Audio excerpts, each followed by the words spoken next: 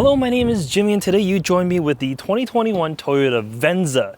This is based off the RAV4 hybrid, so it's going to be very similar, but we're going to test it out. We're going to see exactly how well a Clek Liing as well as a Clek Foonf fits inside this, the 2021 Venza.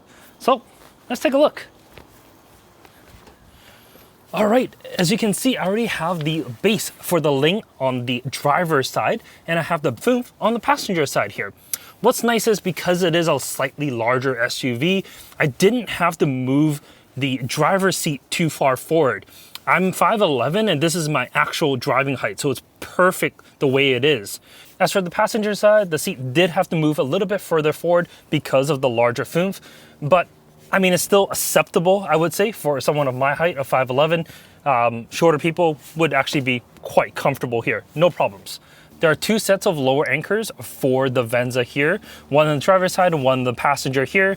They are squished between the cushions itself, so it's not as easy to get to, but once installed, it should be good to go. There are three sets of upper anchors, and you can get that behind the seats itself. And well, let's put the Liing in just to see how easy it is to put an infant seat into this vehicle.